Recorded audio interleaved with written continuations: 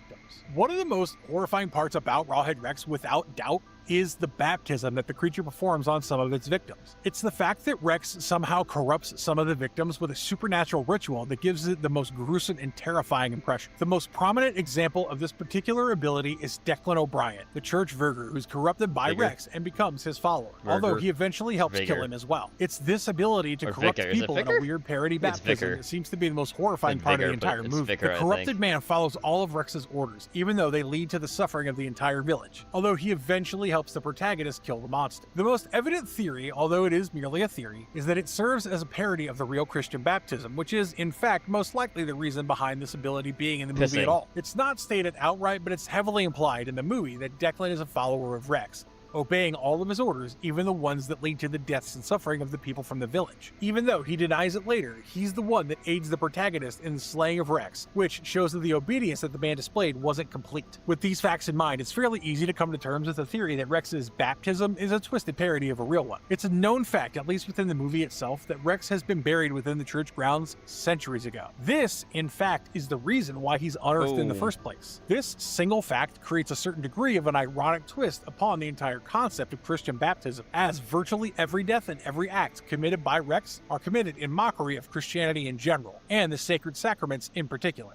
What's Rawhead's single most savage moment in the story? It's hard to think of the single most savage episode or moment in the story because Rawhead Rex has committed numerous horrendous and monstrous acts. Most of these moments showed us his violent nature. However, there is one moment that stands out in terms of the savage act committed by the beast and the impact that it had on the change in the victim's family perspective on the monster. For example, he killed Detective Sergeant Gissing after beating him up and burning him to death. Wow. This showed that Rawhead Rex was not simply just killing his victims, but was also capable of extreme cruelty. The other example could be the decision of the beast to kill the child in the barn during the stormy night, which showed that even the most vulnerable victims are not safe from him. However, the most savage moment in the story seems to be the killing of Ron Milton's son. This act was savage because of the changes that it triggered in Ron Milton's life and attitude towards the beast. Indeed, Rawhead Rex wasn't satisfied with the killing of the child and decided to burn him to death, which made Ron realize that he shouldn't run away from the beast anymore. Before that moment, he saw Rawhead Rex as a monster, but didn't attempt to stop him because he thought of himself as powerless. However, killing his son made Ron see the beast as an enemy, which means that it changed his perspective on the monster. How different is the 1986 film from Barker's original story? The 1986 movie adaptation of Rawhead Rex was not a direct port of the short story. Taking the concept and the most memorable elements of the original source material, the creators of the movie transformed it into an entirely different product, with a different setting, different characters, added subplots, and a different ending. The film adaptation of Rawhead Rex was only loosely based on the original short story. Both tell the tale of an ancient monster awaking in modern-day England and going on a killing spree, but the similarities stay in the general premise. Set in the fictitious village of Zeal in Kent, Rawhead Rex in Books of Blood Volume 3 was about Ron Milton, the neighbor of the Garrow family, who accidentally released the monstrous Rawhead Rex. The film adaptation was set in the Irish community of Wicklow, where the movie was actually filmed. The farmer who released Rawhead Rex was renamed from Thomas Garrow in the story to Tom Guerin in the movie. The creator of the film adaptation of Rawhead Rex stayed true to the source material in terms of the central conflict, the terror of the small village and the ancient evil that caused it. However, the most significant differences were introduced in the movie by the producers in Ireland. They changed the very concept of the main character. Unlike in the short story where he was the neighbor of Tom Garrow and actually named Ron Milton, in the movie he was an outsider, American by birth, named Howard Hollenbeck, played by David Dukes. This change in the movie adaptation of Rawhead Rex affected literally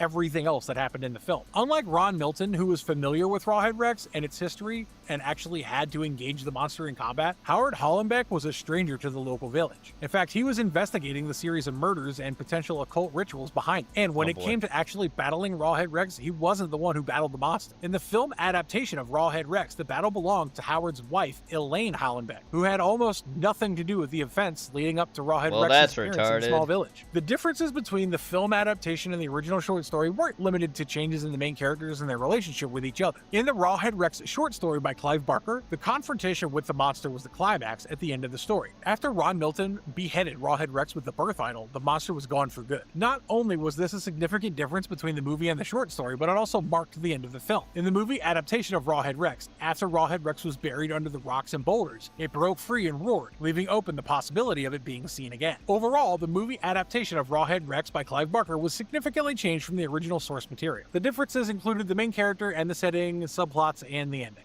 Why did Clive Barker disown his own movie? Clive Barker is known for expressing rather negative views concerning the 1986 movie Rawhead Rex, which was based on his own work. Unlike some adaptations where the original creator had more control, Barker felt that he had a slight influence over how the finished film was eventually presented. This, although Rawhead Rex is based originally on plot ideas developed by Clive Barker, he was highly dissatisfied with its final version. When Rawhead Rex was released, the author's criticism of the film primarily consisted of remarks on his limited impact on the project, as well as several negative comments concerning the final result of his work. In fact, Barker was especially surprised and disappointed by the film's failure to achieve the desired effect. Although the film followed the basic structure of his screenplay, Barker felt that the atmosphere and execution didn't match his original vision. However, the writer had a problem with the fact that the film's overall atmosphere was completely different from what he expected. It was also reported that the problem was made worse by the fact that the writer became particularly annoyed and upset by the film's failure, which eventually spoiled his attitude to the entire project, as well as any related activity for years. According to him, his feelings towards Rawhead Rex and its director could only be described as disgust, and he even claimed to have hated Underworld, which was another early film connected to his work. Therefore, Barker was so disappointed in his first venture into filmmaking that he decided to become a director himself. This way, he could exercise more control over the final result, and eventually earned a critical acclaim with Hellraiser. The exact reason for such an idea to emerge might have been the controversy surrounding the author's work, but it's unlikely that he would be so embarrassed and enraged by Rawhead Rex if it weren't for his personal contribution to the project's realization. The director of Rawhead Rex, George Pavlou, strongly disagreed with the published assumption, stating that this was nothing but a rumor. Nevertheless, the writer's concerns did have a great impact on his attitude towards movie directing, although the exact influence of Rawhead Rex on that decision remains debated. In fact, the directorial debut of Clive Barker was made before Rawhead Rex was released, and therefore the film couldn't affect the writer's decisions. In other words, although the creation of Rawhead Rex might have prompted Clive Barker to become a director, his comments on the film being the reason for his directorial debut are mostly exaggerated. What behind-the-scenes trivia should fans know? Although Rawhead Rex was remembered for Clive Barker's disappointment with the final film, there were still a few intriguing facts about the film that a few people seem to know. For one, the role of Rawhead Rex himself was originally offered to Peter Mayhew, who had earlier starred as Chewbacca in the Star Wars film series. However, his asking fee was reportedly too high for the production, and eventually the role went to Heinrich von Schellendorf, who was 19 years old at the time. In addition, the costume was really difficult to work with, and Schellendorf reportedly needed around 2 hours every day to put the thing on before filming. Another interesting fact involves the 1993 comic adaptation of Barker's original story. It was written by Steve Niles of 30 Days of Night fame and drawn by Les Edwards,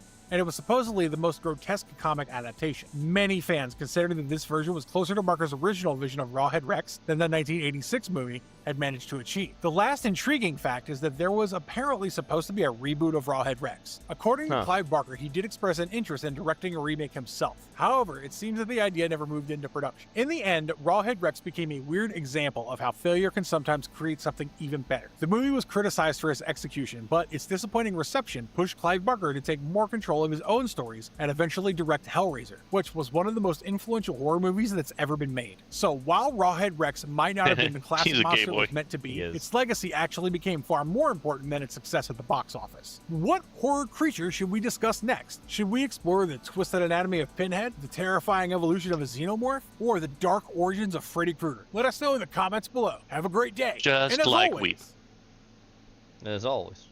They even end the sentence.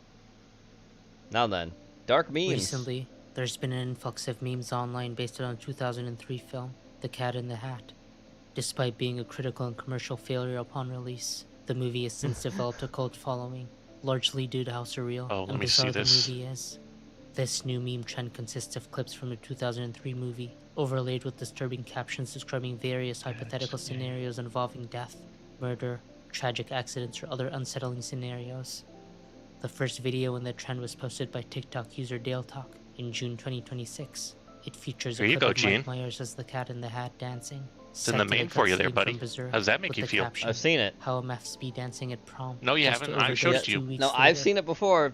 Someone posted yes, they also posted the Four Horsemen of the Apocalypse version of that, where that's all fucking terrifying. I showed it. No, I'm sorry, buddy. People have beaten you to it. I've already seen the horrors. Look at it and tell me I'm the first person to show you that. Crime stories or other disturbing situations. Porky, you're the first person to show me that. Thank you.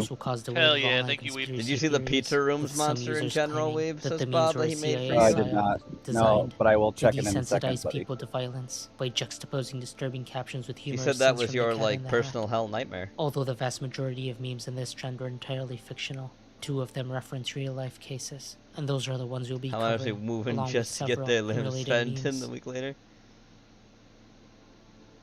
How your HB starts genuinely destroying your house 2 weeks before he trips Malta and disappears, then be found falling off a cliff with his bike weighing only and devoid of organs? On the Half 8th of pizza, July half Spider-Man, I 2016, hate it. 17-year-old German tourist Mike Mansholt was visiting Malta on his first solo trip, planning to visit several sites, as well as take part in other outdoor activities. Mike was scheduled to return home on the 22nd of July. However, when the day came, he failed to catch his flight. His parents immediately reported him missing. He was last seen on the 18th of July, leaving the hotel he was staying at in Slima, carrying a backpack and riding a rented bicycle. Authorities launched a nationwide Alaska. search for Mike. The search efforts involved search and rescue dogs, drones, and helicopters, with Mike's family and other volunteers also joining in. A Facebook page titled Where's Mike was set up to provide put this updates video and in, by the way, information that just in might case help anyone the was case, curious. while urging I did both it, residents me. and tourists in Malta to assist in the search. No, I On the think I blame 26th Strog. of July, an unidentified body in a state of decomposition, Ooh. along with a bicycle, was discovered at the base of Dingley Cliffs. Dingley. Mike's family was taken to the site of the discovery and confirmed that the body foreign-looking belonged to van. him. The backpack Mike had been carrying when he was last seen alive was nowhere to be found. It supposedly contained his phone, That's some wallet, and foreign-looking GoPro camera. ambulance. An Because it's in autopsy was Canada. carried out, determining Oh, that he had been gross. dead for about a week. However, the exact cause of death was never established. It was believed that Mike had likely died after I hear falling that from the left-wing cliffs. people or left-handed The people body live was there. then Well, flown left-wing back to people as well, but Germany, where a I second meant to say autopsy left-handed. was performed, in the hopes of shedding more light on the cause of death. However, during the autopsy, it was discovered that when the body arrived from Malta, Never most mind, he of was the in organs were Malta. missing, That's where it was. Never meaning mind. I only thought it was limited Canada. It's conclusions could Malta. be reached. You know, the home The of family was Goosey, told friend by of a children. Maltese court-appointed medical Wow, I legal wouldn't expert mind a Malta that the right now. organs had been destroyed by rodents, and that the brain had liquefied. However, the German autopsy found no Nothing, evidence fine. to support these claims. They also found that All although the body seriousness, had been that really certified sucks as what having you're been going through embalmed there before because being of the flown to storm, said Germany, Bob. there was no evidence that embalming had actually taken You know, Gene, place. like a What did mold. Mr. Bob Following say? this, No, Mike's that's family fine. filed a That's criminal complaint with police I got it, Commissioner Porky. I Lawrence got the fact Kudahar, you're making a joke asking about him to malted investigate milkshake. the I got it. court-appointed expert, Like, don't worry, as his I claims did understand. not match the findings of the Like, German be autopsy. sure I know. He also and complained drink that your Maltese Ovaltine. officials had not A provided them crummy with a copy commercial. of The the initial official autopsy slogan for report, Malta. nor Yeah, had and they a crummy informed them of the commercial. inquiry's findings. And a crummy commercial. The case file they eventually obtained I on hate official Malta. channels Just was a That's why crummy he made it commercial a photographs country? from the scene where Mike's Son body of was a discovered. That's The Maltese magisterial You're inquiry Maltese. concluded that Mike had died of natural causes, and the Wow. police Why are his considered the case organs closed. missing, though? However, Mike's father remained unconvinced by the circumstances surrounding his son's death. His son was He's claimed that a malnourished and doctor missing privately his told him his son's organs. injuries were How not does consistent that with a make fall, sense? noting that there were reportedly no broken Well, bones. you don't need all Well, of you them. see, He also argued yeah, you that don't the need a whole. damage to Mike's bicycle did not match what would be expected from a fall from that height. Crime scene Believing the investigation.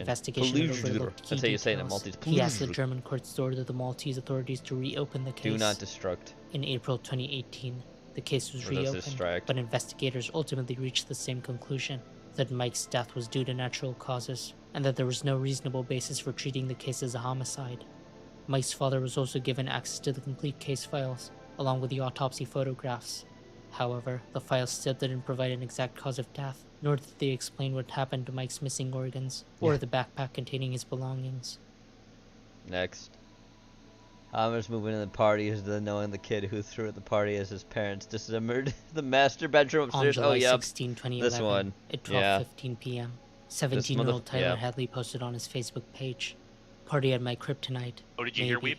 Following the post, at around 5 p.m., Tyler took several ecstasy pills before using a hammer to take the lives of both of his parents. He then cleaned up the crime scene, hiding the remains in the master bedroom beneath furniture and other household items. 3 Murder. hours later, at around 8:15 p.m., Tyler posted again on his Facebook, saying, "Party at my house, hit me up." Party at my Around house, hit 60 me up. people arrived at his home that night. During the party, several people asked Tyler where his parents were. Each time, he gave a different answer. At one point, he claimed they were in Orlando. Later, he said that he lived alone. And Oh, at another boy. point, he claimed the house was simply his. Later that people night, know that's not the Tyler pulled case. aside his best friend, Michael Mandel, and confessed to what he had done. At first, Mandel didn't believe him, but Tyler pointed out that his parents' cars were still in the driveway, proving that they weren't in Orlando as he had claimed. Tyler then led Mandel to the master bedroom, where he showed him what he had hidden.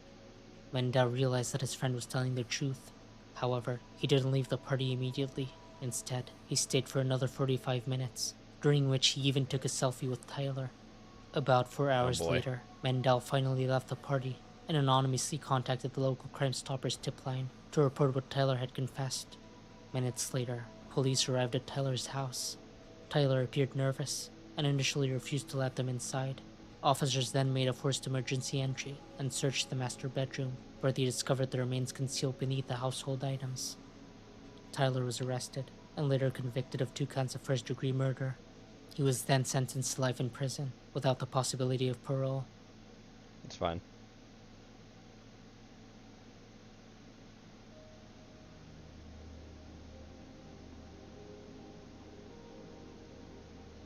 In 1984, on Pittsam Farm in Sussex, England, a cow began showing strange neurological symptoms. Oh boy. It arched its back, waved its head from side to side, Mad cow struggled to disease? keep its balance, and gradually lost coordination. David B., the local veterinarian called to examine the animal, had never seen anything like It's mad cow disease. Unable to identify the cause, he suspected mercury poisoning. Nope. A year later, another cow on the same farm developed similar symptoms. It soon became clear that this was not an isolated incident. It's mad cow disease. By 1986, Yep. following post-mortem examinations of affected cattle, veterinarians realized they were dealing with an entirely new disease. Yep, It mad was cow named disease. bovine spongiform encephalopathy, or BSE, more commonly known as This mad cow disease. Yep. The disease was caused by infectious misfolded proteins known as prions. Oops.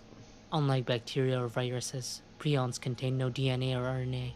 Oops. Instead, they trigger normal proteins in the brain to misfold into the same abnormal shape, Ooh. creating a chain reaction that slowly destroys brain tissue. Symptoms gradually worsen over several months and include weight loss, loss of balance and coordination, head tremors, nervousness, aggression, exaggerated reactions to sound or touch, progressive weakness, and eventually Death. the inability to stand. Yep. Then death. Once symptoms appear, death is inevitable. Oh yeah. More cases soon emerged on the same farm, before rapidly spreading to herds across the United Kingdom. Yep. Investigators eventually identified a common link.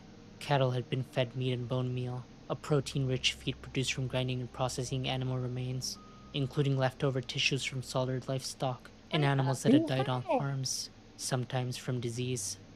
This feed was believed to be the Say hi primary to Uncle source of the Porky. outbreak.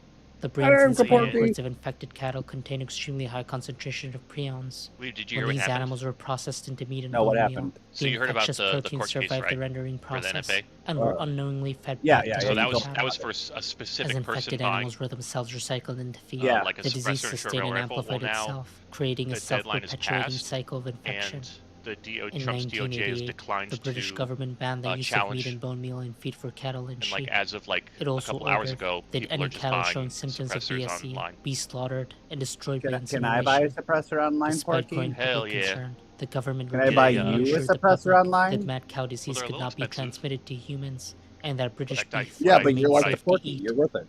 The following what I- year, what I another see now is safeguard was that, introduced: the sale of high-risk tissues, including brains, now that spinal there's no longer cords, some $200 organs, and tax other stamp, high-risk like on the tissues, suppressors, was prohibited they're all for going to human like jack up their consumption. prices by like In $100 1990, because public first of anxiety all, the demand's just intensified going to go through when the a roof domestic because there's cat going to be died so from a many people disease who just resembling didn't want their BSE. name in a This provided clear on evidence it, that the you know? disease could Registry, cross yeah. species barriers, But then also like, contradicting oh well, earlier you're getting a government $200 assurances. discount. You'll Despite still be this, willing to pay officials $100 more. continued You know what I mean? They'll insisting like that British beef cut was back. safe for human So you'll still consumption. pay that money. In one of the most infamous think public is what's gonna relations happen. moments of the crisis, then Minister of Agriculture John Gummer appeared on television, encouraging his young daughter to eat a beef Yeah, I burger want a while dead air declaring British Sandman beef to be X, the completely best all-around safe. suppressor on the market. The disease continued spreading into other species. Oof. Several domestic cats became infected, along with a number of zoo animals. Despite the bans on contaminated feed, restrictions on high-risk tissues, and the large-scale slaughter of infected cattle, BSE continued to spread. Yep, mad cow At its disease. They're height, $1,000. They're a approximately little spendy, 1,000 new confirmed cases were being reported every week, with the epidemic peaking in 1992. Yep, that did. More than 4.4 million cattle would ultimately be slaughtered in an effort to eradicate the fuck away. disease, and more than 184,000 cattle were infected. Although several unusual human cases resembling Creutzfeldt-Jakob disease or CJD appeared in the early 1990s, it was not until 1995 that the true seriousness of the epidemic became apparent. 19-year-old Stephen Churchill, previously healthy, died from a form of prion disease, Oof. unlike the classical CJD doctors were familiar with. Classical CJD had long been recognized as an extremely rare neurological disorder that almost always affected older adults. What made Stephen's case particularly alarming was his unusually young age. Post-mortem examination revealed a previously unrecognized form of the disease, later named variant Creutzfeldt-Jakob disease, VCJD. Ew. Even then, the government maintained that there was insufficient evidence linking BSE to VCJD and continued reassuring the public. Oh yeah, that keep British eating the beef meat, was it's fine. safe. By 1996, 10 young patients had developed So the same excited for fatal this disease, weekend, Dean. all You know showing why that similar is? pathological Why is that, buddy? findings.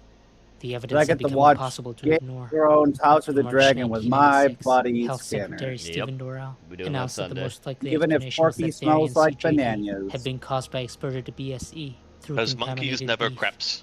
Public confidence collapsed almost overnight. Beef consumption in the United Kingdom fell sharply, and the European Union imposed a worldwide ban on exports of British beef that remained in Oh, place for see, 10 the guy who years. died was Steven. Other countries introduced strict import restrictions, Oh. while several, including the Are you United sure it was States, Steven? later They- imposed he said precautionary Steven in restrictions the on blood video, donations too. from people who had spent Okay. significant time in the Sure it United was Kingdom spelled correctly? and certain other affected Yeah, countries Porky. during the epidemic. It is Tomas. Many of these restrictions remained in Wow. place for decades before eventually being lifted. Despite it's on these the word measures, toe, you BSE foot and fetish variant fuck. CJD cases were eventually identified in several other countries, although nowhere on the scale seen in the United Kingdom. In total, approximately Was that 178 warranted? people in the United Kingdom You died tell from him not to variant talk to me like that. CJD Thank you. after consuming Hey, Gene, can you contaminated not talk to beef, my son like with that? more Thank than you. 230 He's your cases nephew, reported for one. worldwide. The strict Never surveillance I adopted him. I adopted him. policies again. introduced during the epidemic After Chernobyl left him drastically at reduced cigarette the incidence store. of BSE, Left him at the although cigarette isolated store. cases continued to be reported around the world. The most Left him at recent the death altar, from more variant like. CJD in the United Kingdom occurred in 2016. Porky, no! One of the most concerning aspects of the disease Do you want is a its banana? exceptionally long incubation period. Symptoms typically appear 5 to 15 years after infection, Yeah, that's pretty although fucking evidence bad. suggests that in rare cases, prions may remain dormant for several decades. Jeez. There's currently no cure, no vaccine, There's and not. no treatment capable of stopping the disease once symptoms begin. Death is inevitable. Oh, yeah. I don't get it. Gene, say the line.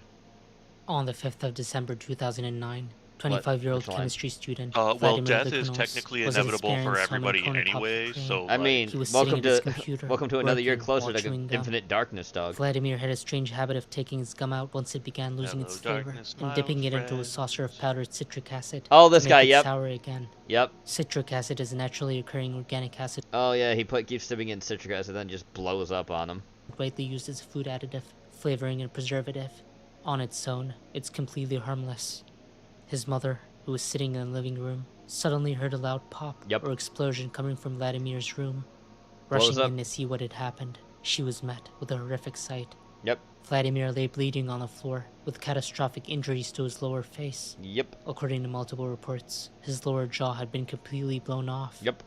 His mother called the emergency From the services citric as quickly acid. as possible, but Kept despite their dipping in it. efforts, Can't the just keep responding building it up, paramedics were dog. unable It's to not save smart. him due to the severity of his injuries. When police examined the scene, they found powdered citric acid on Vladimir's computer desk, Yep. along with another, similar-looking unidentified white powder. Forensic investigators later determined that this second substance was highly explosive. Investigators concluded that while sitting at his computer, Vladimir had most likely mistaken the explosive powder for the citric acid Oops. and accidentally coated his chewing gum with it instead. Oops. Shortly afterward, the substance detonated inside his mouth, causing the fatal Oops. injuries. You thought it Exactly was what citric acid. triggered So, the explosion no, was I never was wrong. publicly established. It's just, he had fucking exploding powder and citric acid. Like, why would you do that, dog? They look the same. Like, what the fuck are you Although thinking? it has often been suggested that saliva, You're retarded. the pressure of chewing, or a combination of both, may have initiated the detonation. Investigators never released the identity of the explosive, or the precise mechanism that caused it to explode. Yep, they didn't. More memes. Oh, that's it. That's for haunted memes. Disturbing memes.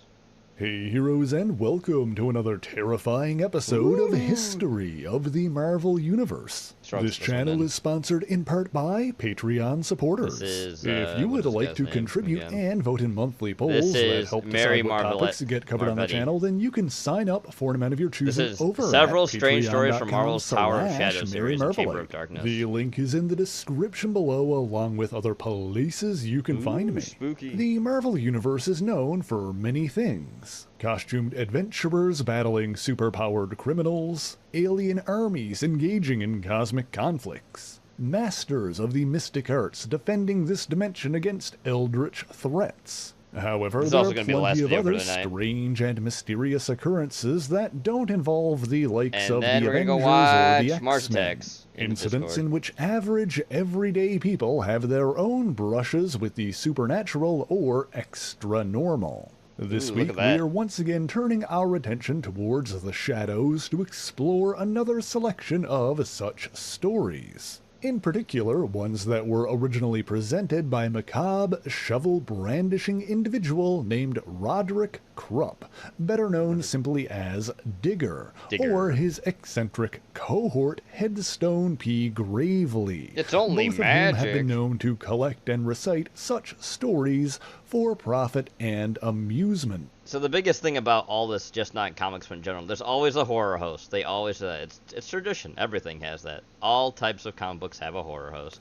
These two typically Sometimes they operated have out of an titties, and that is enigmatic usually a manner good one. known Like as the Vampirella was Tower originally of a horror host, Shadows, too, from Eerie and on Comics. one occasion even had Stan Lee of Marvel Comics Why is fame Stan make an here? appearance as a guest host. Why It are seems to be you the here? case that their shadowy Leave. abode originally belonged to a Leave, man who Stan. studied Stop- witchcraft and the occult, stop including dipping a in. method of opening up a path have it through covered. time Get outta here, itself. Stan. That man came to a grisly end when he was murdered by his own nephew, Yes, you Lou do. Fowler, who inherited the house soon thereafter. Lou and his wife Marie sought to claim the considerable riches and jewels within the shadowy mansion, but soon after doing so, they inadvertently stumbled through a portal to the past. Are you looking that forward to had watching been one of your opened by favorite the movies, manor's Weeb? previous owner, and wound up meeting their own end in the French Revolution. In Wow. any event, Digger ultimately right. made He's the excited. Tower of Shadows his home, Photos of and for a America in 30 time minutes, even GOA used it as a members headquarters for a Brandon group of Herrera, supervillains called the Night some other guy I Shift, don't recognize when will he be the was first among their people in ranks. America But to I lawfully digress. purchase One of the unregistered many suppressors incidents that he since June cataloged from 16th, within the 1934. Okay. So Weeb, are you excited for Mars Attacks after this, buddy? Sure, buddy, but shadowy manor You're is not, I a know. story called From Beyond the Gene, Brink. honestly, This tale I starts am- with a writer named Arthur Watson I am who still was trying working to, on a like, book get myself documenting the exploits of one Hayden Hathaway. Hathaway, you see, was famous for having debunked and exposed a number of phony mystics and spiritualists. He gave Watson permission to join him on these missions, and Arthur quickly realized that Hathaway took this quest very seriously, and that his zeal seemed to indicate a neurotic compulsion.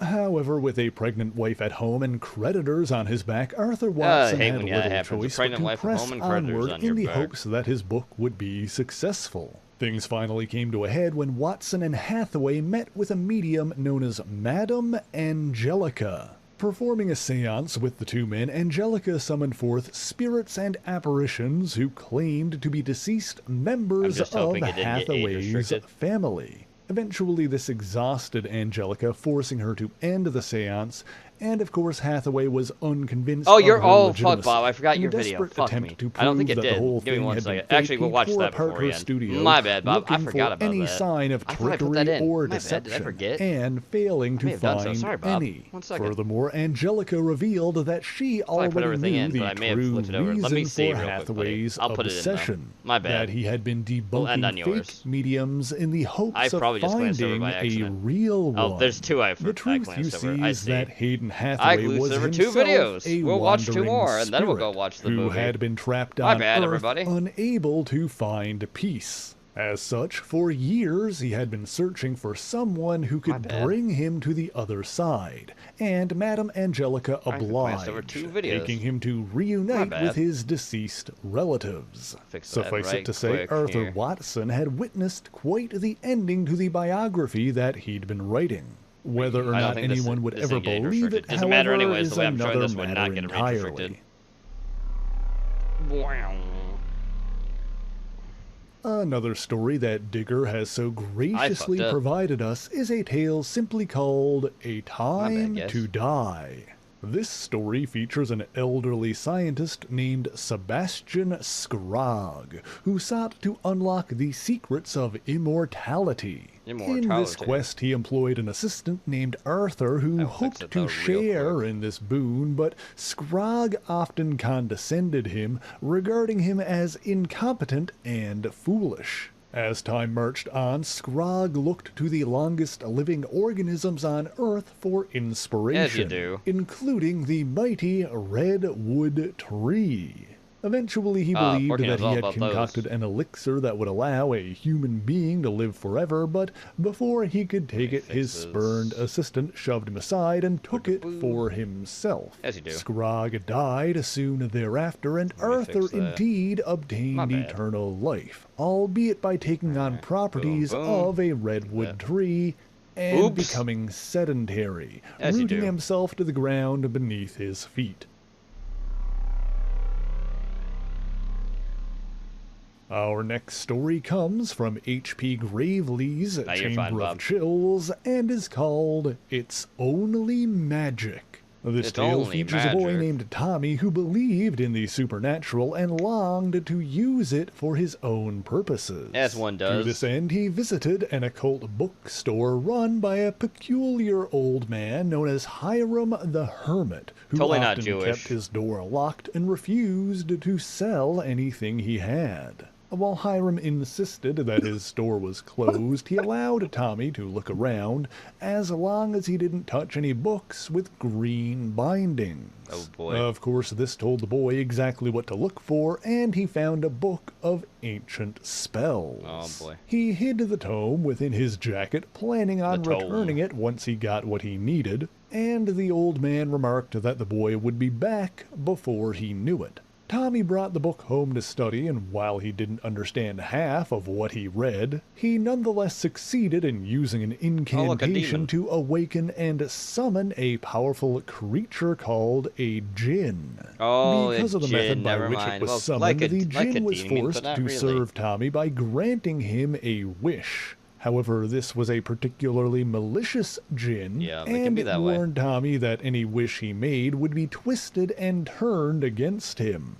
Furthermore, once it was granted, the djinn would turn its powers against the rest of humanity to devastating effect. Thinking quickly, Tommy came up with the only wish that he knew could save humanity, and had the djinn turn back time to earlier that day. A moment later, Tommy found himself back in the occult bookstore and placed the ancient spellbook back on the shelf before he ever even opened it, having learned to let sleeping djinns lie.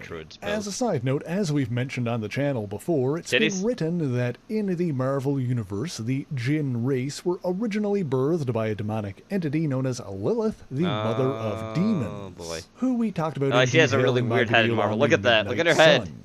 However, another being named Iblis, who was active during the time of Sinbad the Sailor, has also claimed to be a mother of jinn and demons. Of course, when it comes to demons and whatnot, it's usually impossible to know for sure. No worries, for example, the Some name other time. Iblis has also been listed among the fallen angels who were cast out of heaven in the wake of Lucifer's attempted rebellion against God, of which there are reportedly upwards of 130 million. However, such lists originate from unconfirmed sources and thus shouldn't be taken as gospel, to use an appropriate turn of phrase.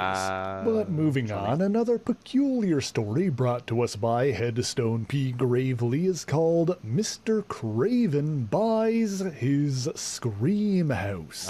Excusing for a moment the terrible pun, this tale features an elderly man named Creighton C. Craven who, after years of saving, succeeded in buying back his family home.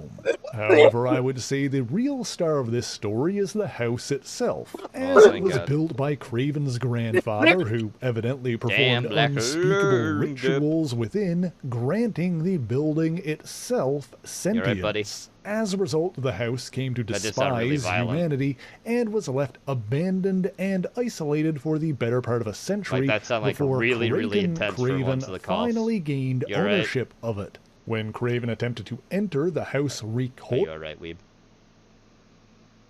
You okay, buddy? Maybe not. I guess not. Failed at his touch, pulling the door Does that away sound- from that him sound like and you're still even letting coughing, parts of Jesus. itself break to prevent him from coming in.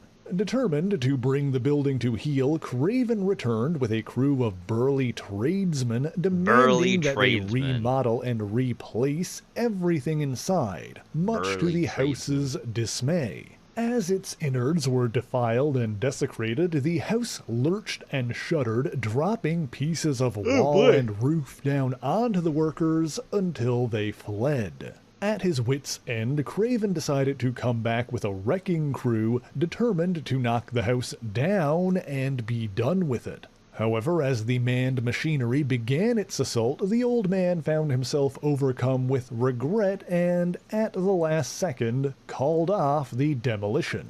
It seems that Creighton Craven was a kinder man than his ancestors, and he had hoped that by moving into the home that his father and grandfather had occupied, he could become strong and cruel like them. In the end, however, he was unable to harden his heart enough to harm the house and departed, while the building, alone once again, silently wished that it could somehow thank him. Our next story also comes from Gravely's Chamber of Darkness, but in this case it's Digger who told the tale, filling in for his co-host while he was otherwise occupied. That's right. This story features a scientist named Boswell Bolivar, who wanted more than anything the respect of his peers, into the pizza rooms, Bob. but his ideas were often met with laughter and derision.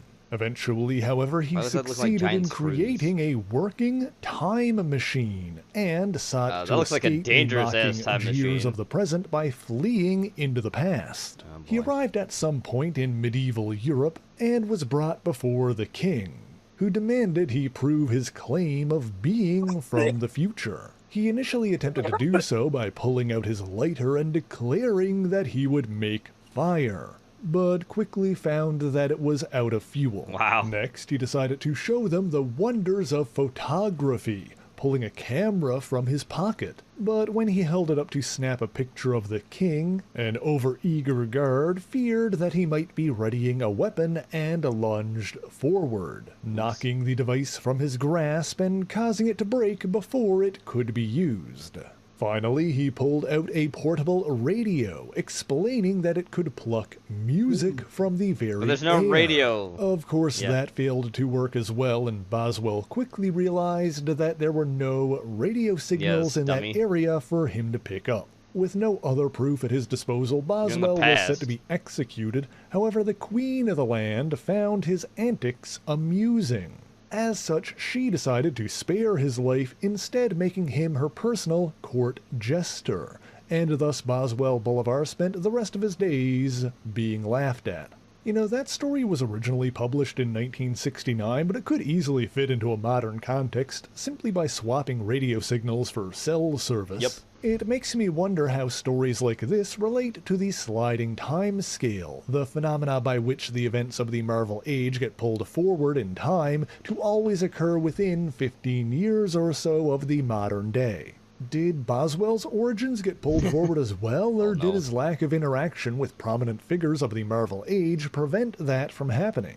I guess the effects of the sliding time scale on everyday citizens is an existential horror unto itself. Imagine being around 30 years old in the modern day, only to learn that you were actually born as early as the 1940s, and that your entire life had shifted forward in time, altering your perceptions and memories in the process. I suppose that's why humans, even the super ones, are generally incapable of understanding just how malleable the past really is. I feel like I've gotten off track. You know what? Let's get back to the topic at hand by introducing yet another individual who likes to tell tales of the bizarre, a man by the name of Winston Tate, who produced a supernatural soap opera called Weird Secrets. His show, however, was trounced in the ratings and panned by critics who cited his low production value and lack of believability. One of his writers suggested introducing a witch or warlock into the program, since there were those who believed in witchcraft, and while Tate fired that writer,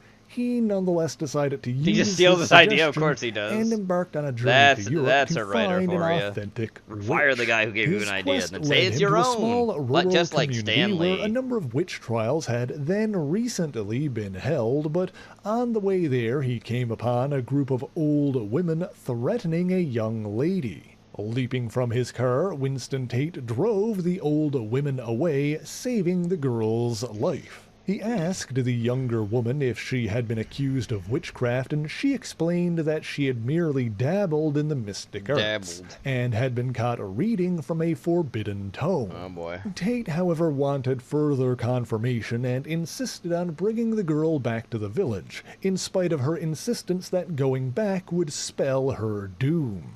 Sure enough, the men of the village were incensed that the women had failed to eliminate the girl. Tate insisted that if some of the men made recorded statements that the girl was indeed tried as a witch, then he would take her and leave forever, even offering to pay them for their time. As the men refused and the women returned, Tate declared that he had solved the mystery of the town.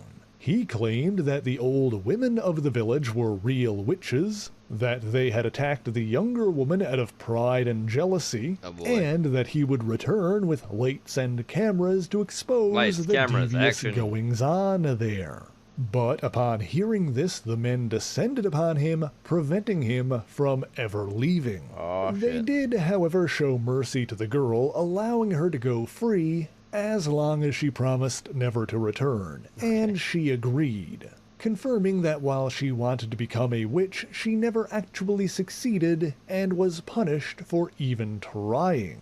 You see, the bizarre truth of this little village is that while it was forbidden for the women there to study witchcraft, the men were all practicing warlocks. Our next story, brought to us by Headstone P. Gravely, is titled Forewarned is Forearmed, and features a hardened criminal by the name of Carl Brock, as well as a psychiatrist named Dr. Carruthers, who examined his peculiar case. This tale really begins with Brock escaping from prison and fleeing from the authorities, after which he took notice of a flying saucer streaking across the sky. As the ship came closer, a four-armed alien emerged and approached Brock, placing on his head a strange helmet that connected their minds. Brock was then inundated with visions of the cosmos and realized that the alien had come from a doomed planet, and that his people were searching for a suitable new home. However, Brock could also feel his own mind being leached and ripped the helmet off before fleeing from the four-armed invader. The alien attempted to give chase, but before it could reach Brock, the authorities arrived and arrested him. Brock was brought back to prison, but it seems that the aliens had done something to him that affected his voice, causing him to speak so quickly that his words couldn't be understood the birth of by Micro human Machine ears. Man.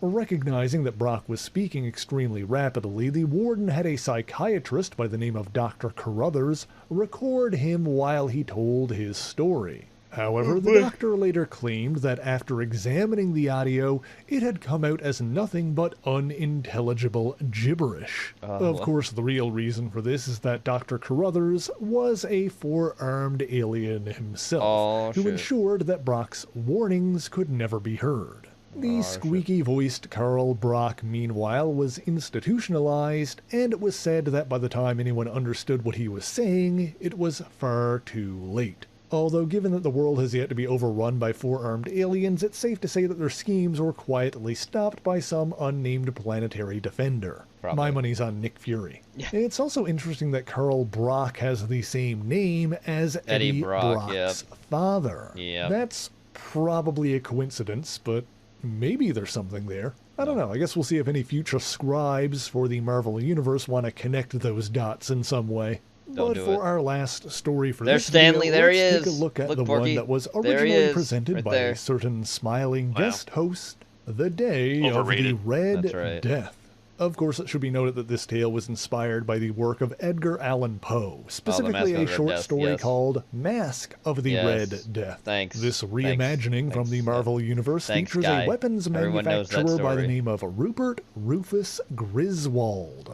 It was his company that was attempting to create a virulent new chemical weapon. However, during their experiments, something went wrong, and the deadly red gas exploded out of its containment, killing the scientists who were working on it. The gas spread from there, taking the lives of any who came into contact with it. However, Griswold and 7 of his wealthy associates escaped the carnage, sealing themselves within an emergency bunker, where they planned to one day emerge and seize control over an empty Earth. These sinister former socialites included an ambitious actress named Carlotta Moore, as well as a man named George Harris, who thought himself better than the others, but nonetheless went along with their plans. Oh boy. The bunker was equipped with an air filter that protected those inside from the effects of the Red Death, but Griswold kept the doors sealed, and Harris and the others watched as other men died while begging to be let in.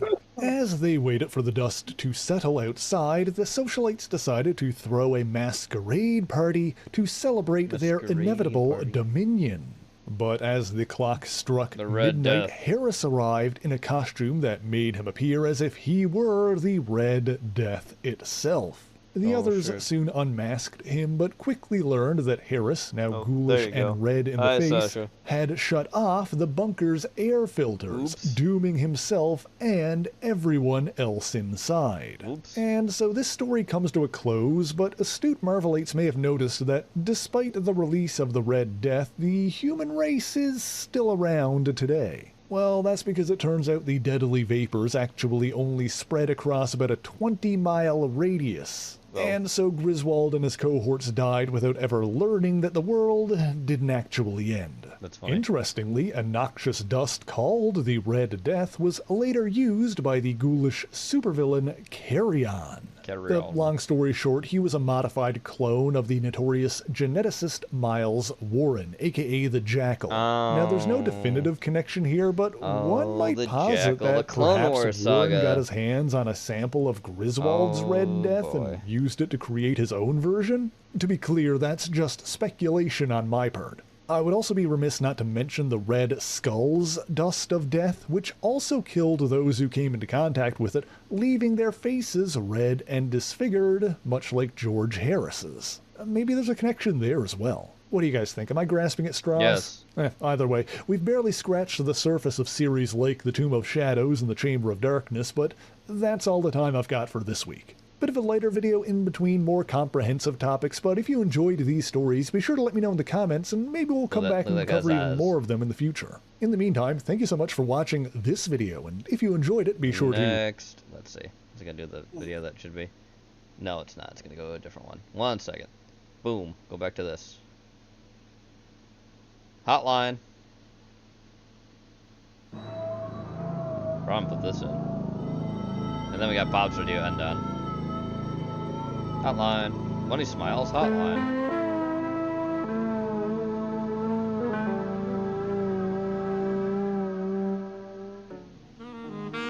Hey, BSI employees, old and new.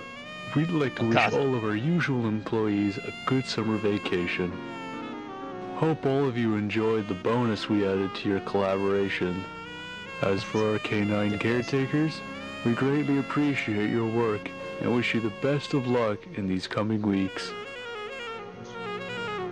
Taking care of such a big dusty place can sure be challenging. Look at that.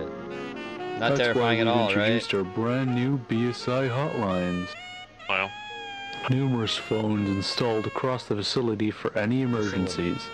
Just give us a call and we will send someone over to help right away. Right away. You can find our hotline number here. Here's an example. That's the one I was going to play, Bob. How can I help you tonight? That was the one. Hey, I just hurt my leg while doing my usual maintenance. It really hurts. Boy, I sure hope I don't bleed out. No problem. I sure hope I don't bleed I'll out. send someone right away. Please stand by. I sure hope I don't bleed out. If you need any help with your usual tasks for the facility, please refer to the box labeled Training in the lobby. Training. We appreciate your effort in keeping the roots of this ever-growing company alive. You know, blah, blah, blah.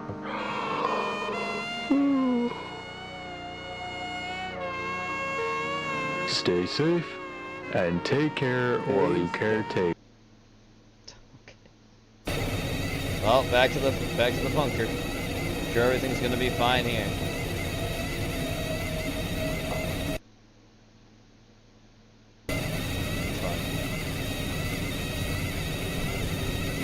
Save the other. There was another one he posted, so I only see the Nemesis one. Unless he went to like 3 other videos he posted before that. I only see the Nemesis one for like this week. There were the other videos he posted a while ago of like the 1977 Sonora Desert Reptilian Alien Encounter, the 5 Civil War ghost stories, the Women's Gorgon. We watched those.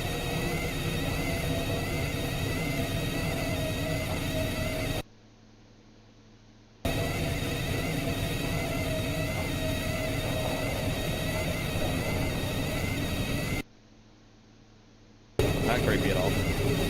There's dead people in those, by the way. Oh, back.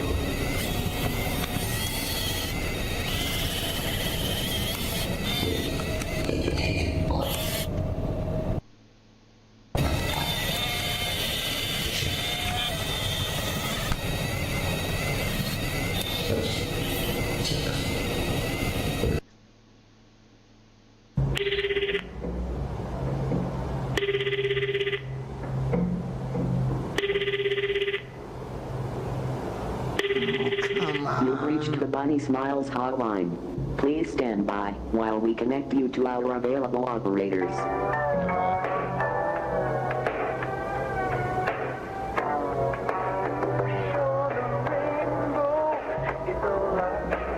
That's not creepy.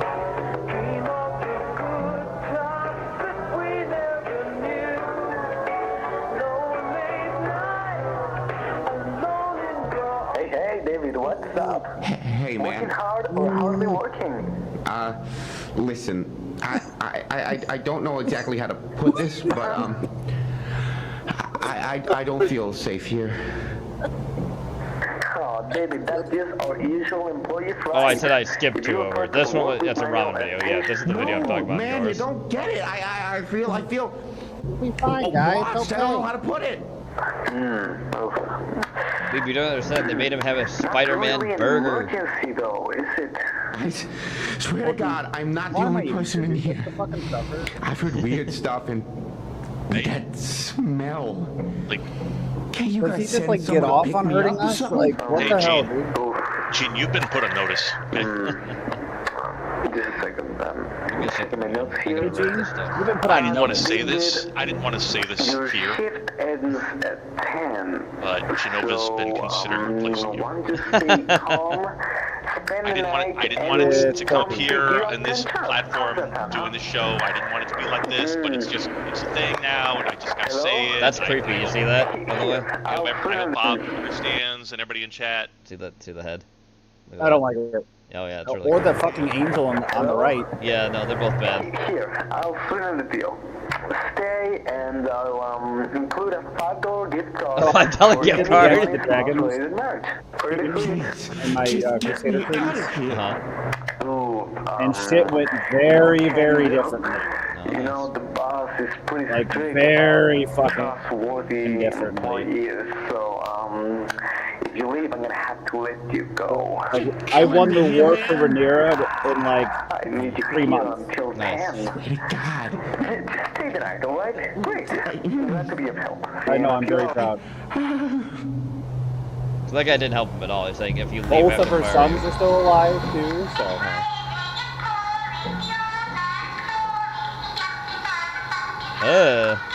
And I killed Aemon One Eye in a duel.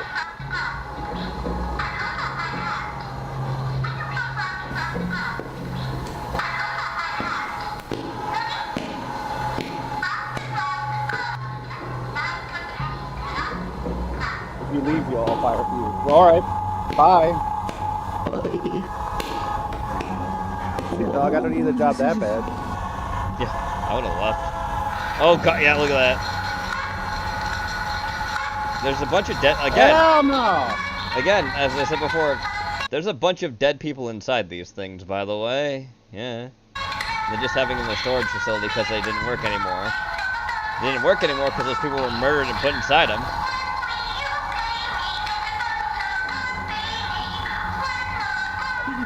Murder you inside. I would have just left already.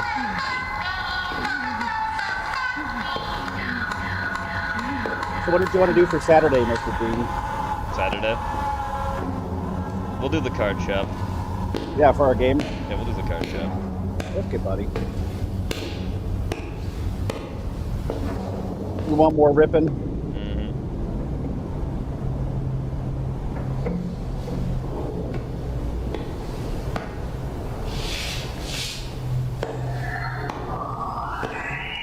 And Sunday night, well, I'll remind you to install Justice 2 again. We'll fight each other on Sunday. Okay, buddy. That's what you want. If there's no new videos yet, we'll do another fighting each other stream. Is he drinking something? Oh, he's got a camera. He's recording. Or, you know what? I have an idea. We'll talk about it after the show. Okay.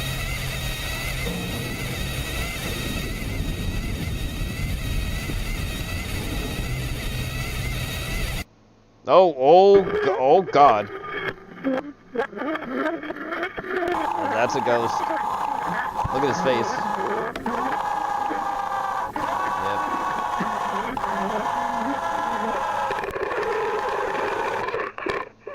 Yep. Look at that, weeb. Big old hole in his chest. Really don't fucking like it, dog. Remember how you always ask what's the Bond disappointed emoji from? It's from this series. That's Bond. Oh. Ah! Yep. Technically he's a character in the thing, but he's that's from like a actual like tune thing in this series that was made as a promotional thing for him, instead of like this cursed haunted shit. It's not really haunted compared to this. The actual real thing. But Bond's disappointed from this character, Bond. He was the invention of Rosemary Wilton. You know what, Dean? On Sunday we're doing a new game. I'm buying it for us on Saturday. Okay. How do you feel about running your own vape store in 80s Miami? Well, could be interesting. And you can also make your own juice, like your own juices and all that. So you can be the flavor master. Okay. Porky's not invited. Well, he ain't coming anyways. That's fine. He's not around on Saturday. I'm gonna tell you that. Yeah, I'm happy that you're here for Wednesdays now. We can do that more often. I'm glad about that. Hell yeah, we love you, dude. We love having you. Oh, that's fucking creepy. That's his head. He cut off the guy's head. You know, you didn't hear my real life creepy story for today, but I'm not going to tell it to you because I love you that much. That was pretty bad. Oh look! Oh, there's a dead body. That's a ghost. See how her head's twisted? Yeah, that's a dead body. Oh.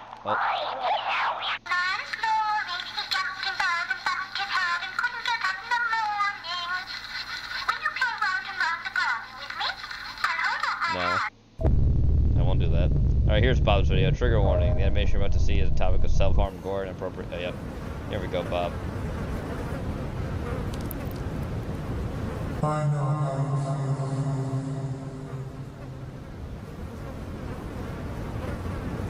Yes, I don't need the subtitles on. I'm gonna take a shower. I'll take a shower. I feel like I could watch this. But maybe I think that's the flashback to this. Here you go. Last video for tonight. She's bleeding out the mouth. I know how you're, bro. Yes,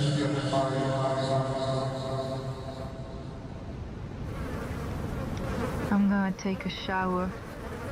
They smell like shit.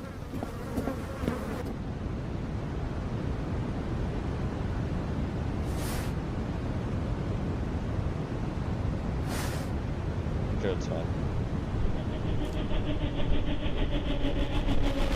Oh, whoop! Yeah, it's fine.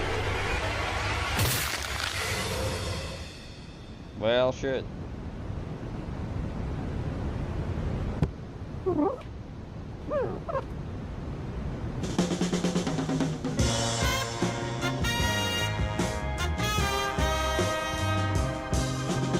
It's fine.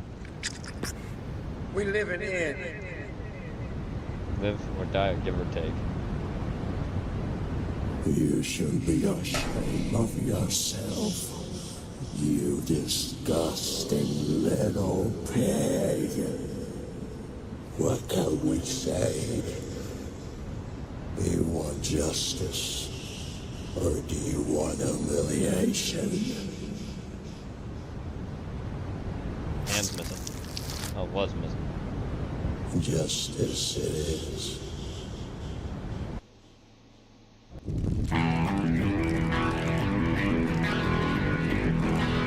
Part two.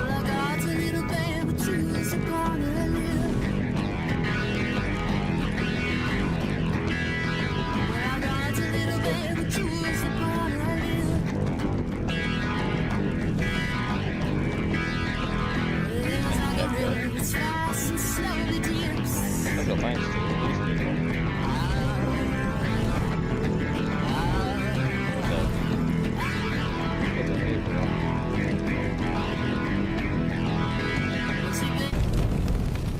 Fidelio.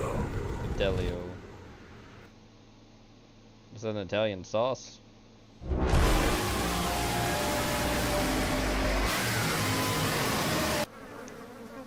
Well then.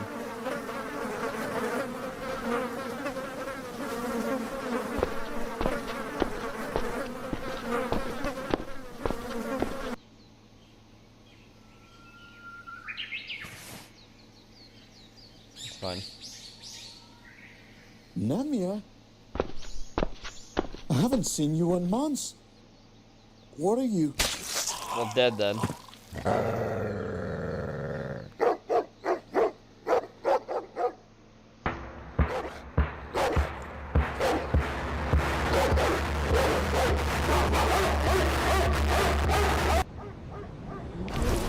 That dog in you. That dog in you. Whoa.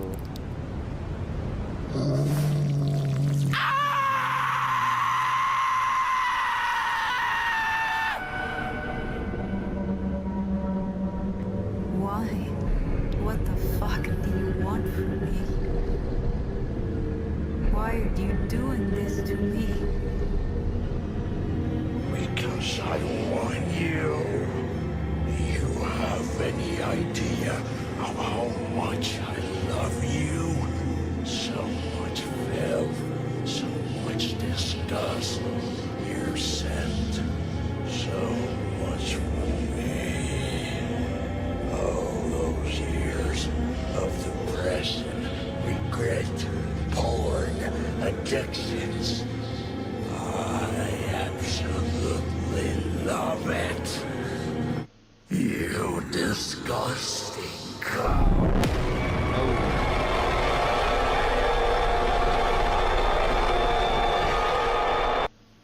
Okay. For consistency.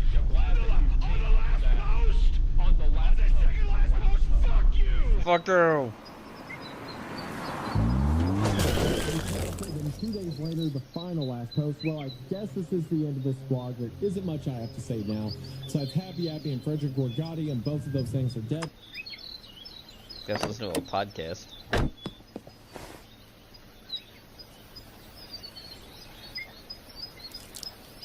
Well, dead.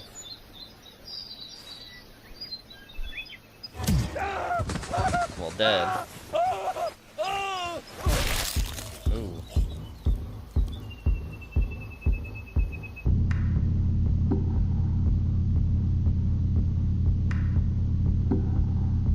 Hey, Wanna hear a joke? Well, it's a knife. Is it cruel? And I can do it as many times as I like.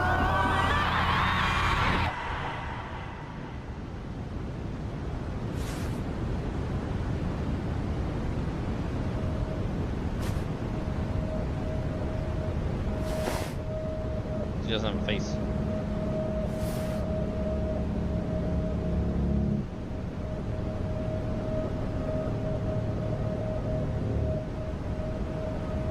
Now she does.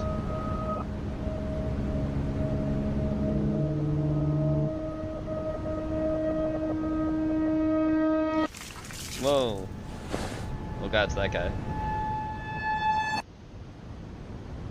It doesn't feel good. Oh God. Someone taking over your money.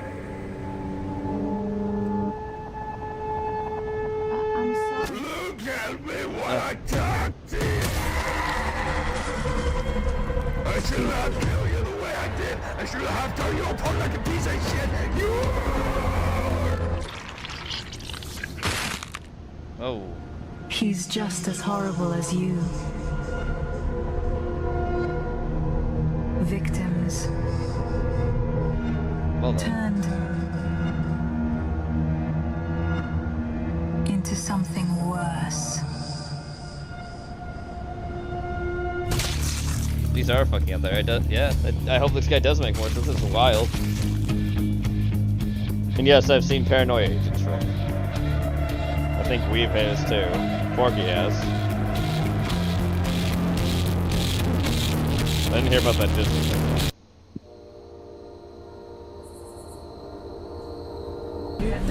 3, 2, 1. There we go.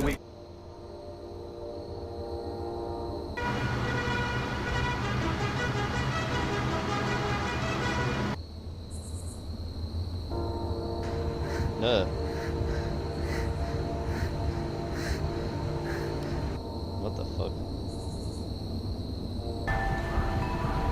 Titties.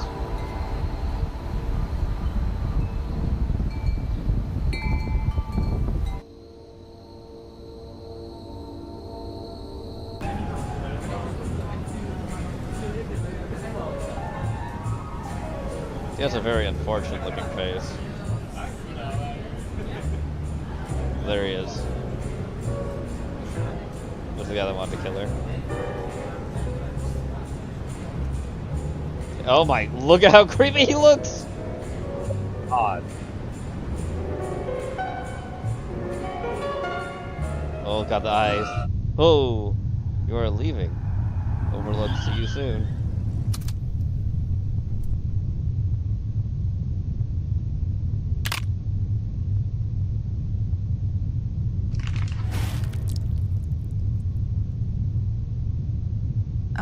What? I'm going to sleep. But I will give you my will. What the fuck does that mean?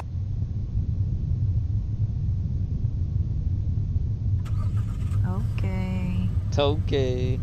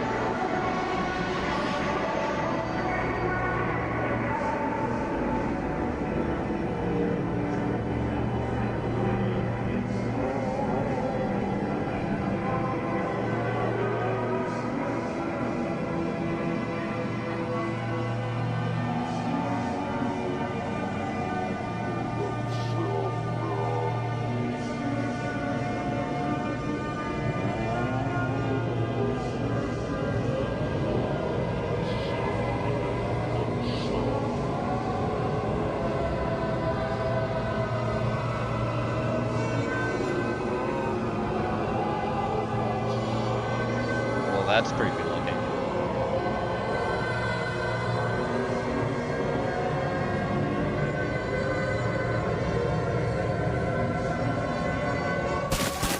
Whoa, whoa! Alright. Dead then, I guess. And technically not really, because you got that thing inside you, but whatever. Look at this guy. Oh no. Hey there. Hey. What's up? Yeah, I'm looking for this old guy that live here. Oh, yeah, I actually do his lawn. I'm just taking a little break. He's inside. And, you are... He's my father. Oh. Oh. Oh shit.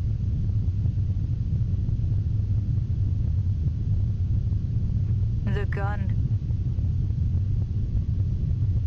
is in the same place, right? You don't even want to look at me. No, because you're an idiot. Whoa. What the fuck? Damn. Was that the actual chick? Whoa.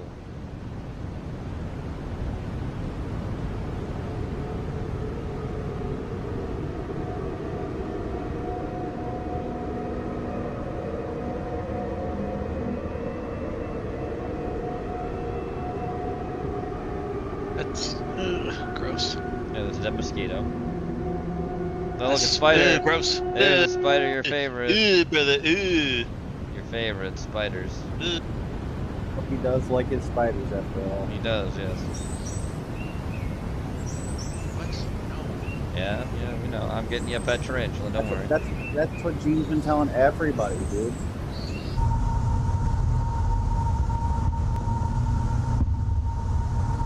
Oh, now she's gonna try to get on herself. Yep. Ooh. Yep. Okay. Damn. She's got an entity inside her, so I don't know if that's really gonna work though.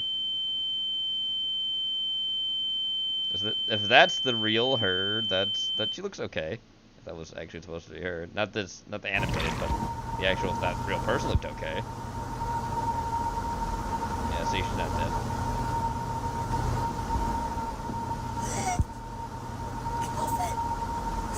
Whoa, what the fuck?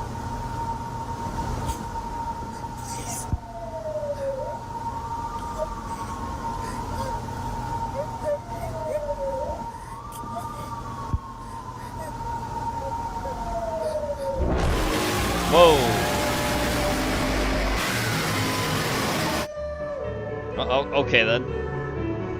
Well, that's that video. Thanks, Bob.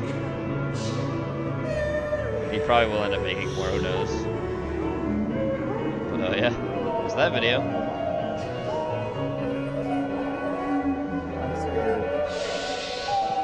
But don't worry, you're gonna be more scared in a minute.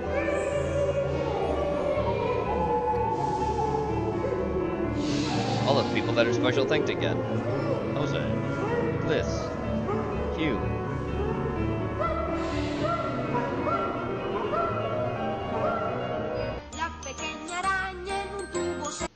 Oh, thanks. Thanks.